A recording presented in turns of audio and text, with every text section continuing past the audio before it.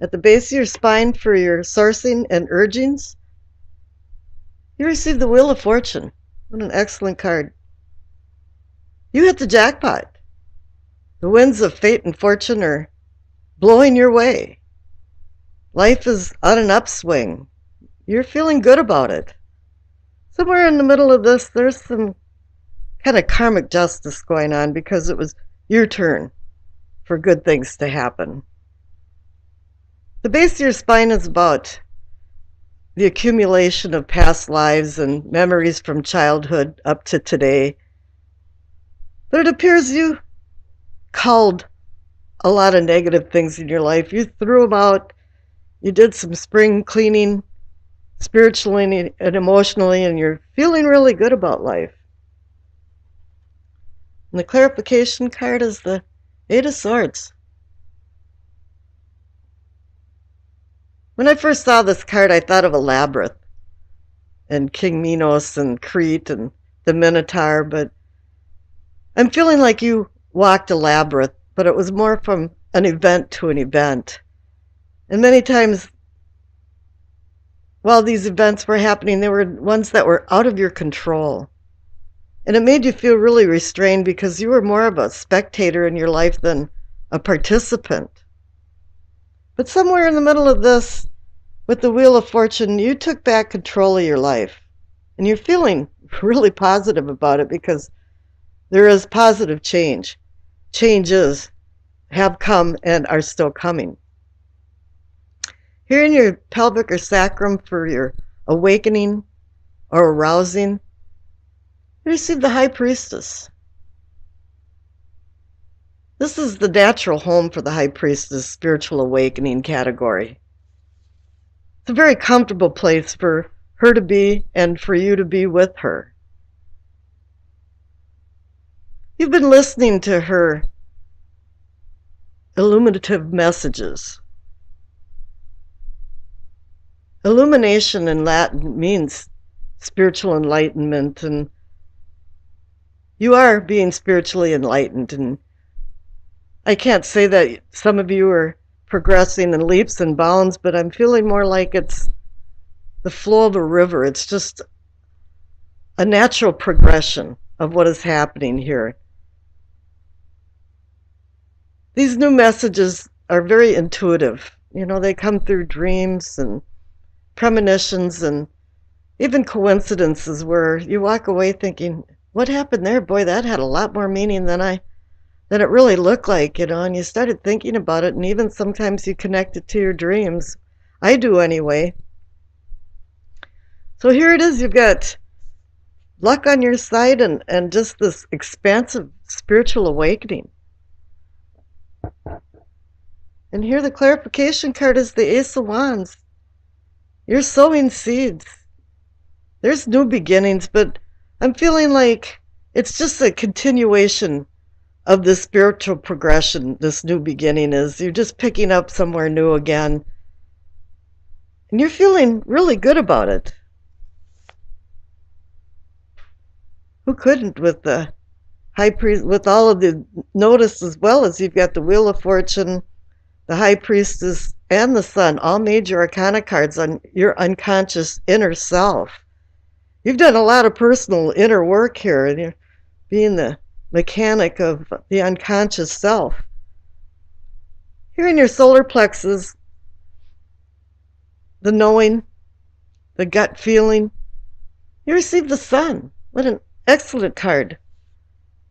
I mean, it's like a new day dawning. Ah, you know, what sweet mystery of life before thee. It's offering clarity and understanding and fulfillment.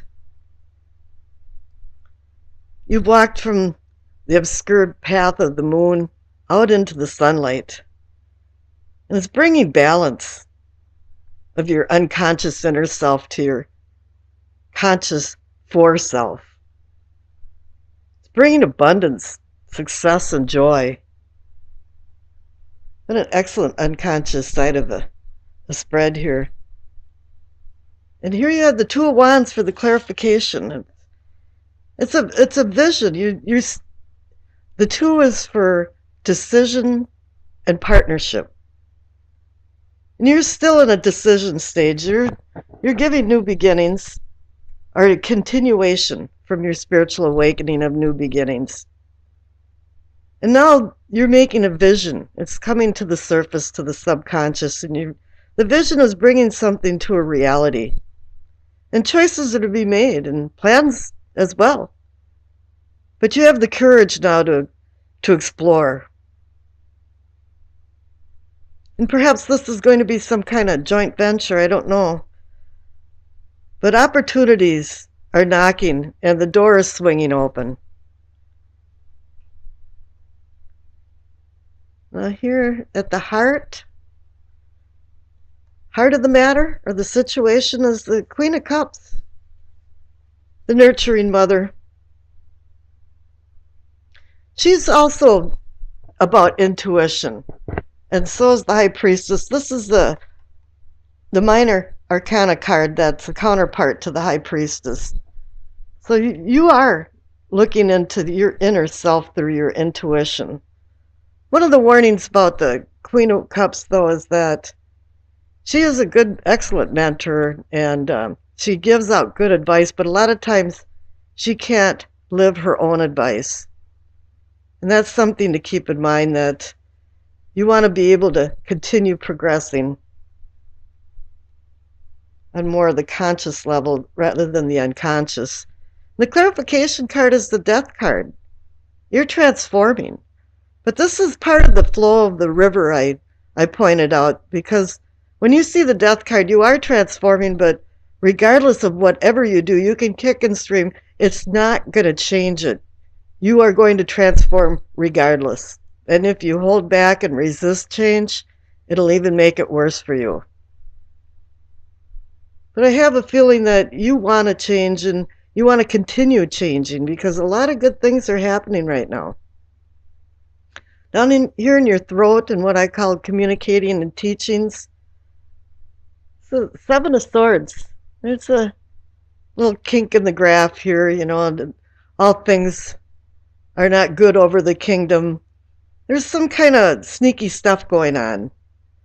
There's some kind of, let's say, secrets or deception. But it might not just be people around you or somebody around you. It could be you yourself that's fooling yourself, or you had been up to a certain point, that everything was okay. But I think now there is some new beginnings. Let's see what the clarification. Oh my goodness, you received the Ace of Cups. Wow. Emotionally, you are progressing. This is a new beginning, emotional new beginning. It's a divine cup of blessings. It's giving you the green light that you're now sowing some seeds for love, or maybe even just emotional well-being. Here in your third eye, in seeing and envisioning, is the Star, another major arcana card.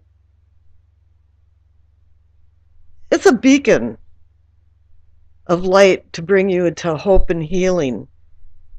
It's like a ship bringing you into a safe harbor and a secure mooring. I also think of it too as guides. The beacon is really maybe a guide of some sort, or a deceased person, or an angel helping you along. And maybe you are envisioning that. And the clarification card is the Eight of Wands. Sudden change. So some things have happened suddenly. And there's going to be some other sudden changes coming up, from what I feel too. But they're not going to be negative ones. Here at the crown is your understanding and knowing. You have the Four of Pentacles. I always look at this as kind of a hanger-on card. You're just hanging on to something rather than a miser card. But here, I have a feeling it's really good that you're hanging on to the good things and letting the bad things go. And the clarification card is the King of Cups. You graduated from the queen to the king. You're now able to balance your emotions and intellect. You're the mature king, a person now that's under control of both mind and body. Let's see here. Your past card, the Page of Cups. How interesting. You progressed from the Page of Cups to the Queen of Cups to the King of Cups.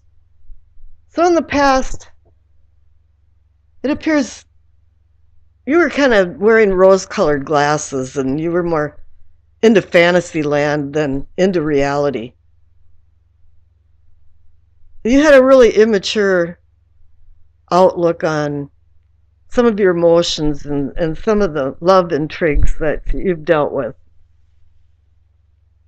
But he's also about, a sixth sense and sensing things, but it was more of a fantasy land type thing.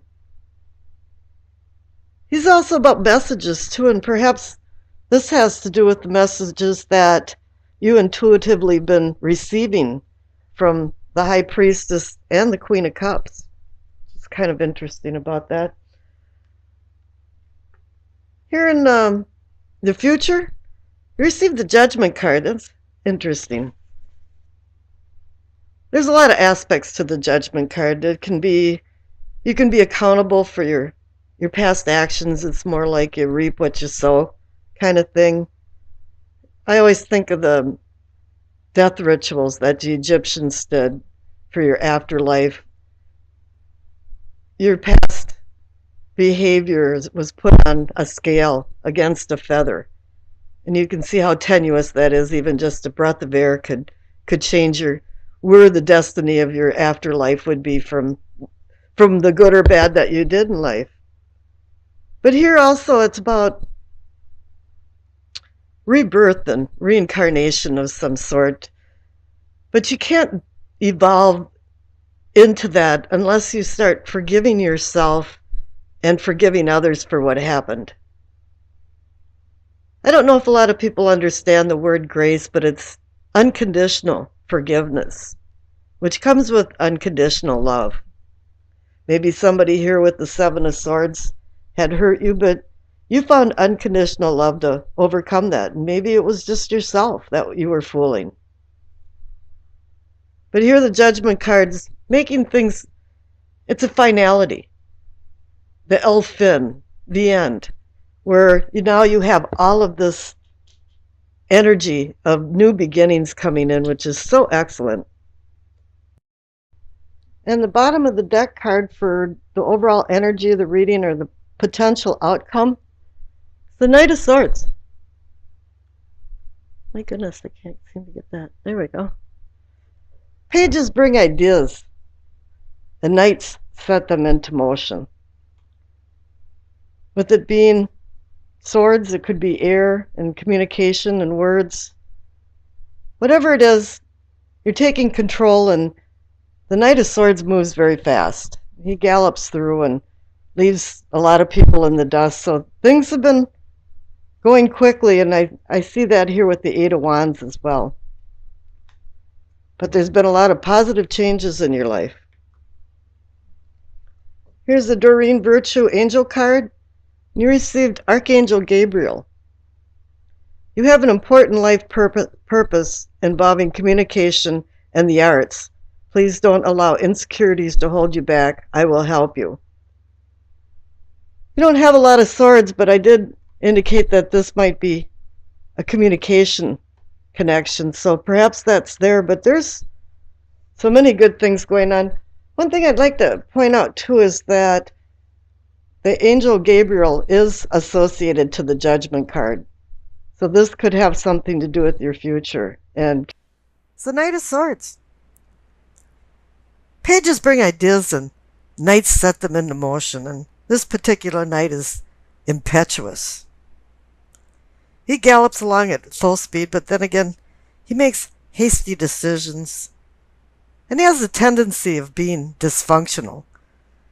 Many of the Swords cards are dysfunctional. His intensity can give off a smoldering smoke that that blinds you. And sometimes only his horse knows the destination. So make sure you thoroughly think through everything before acting.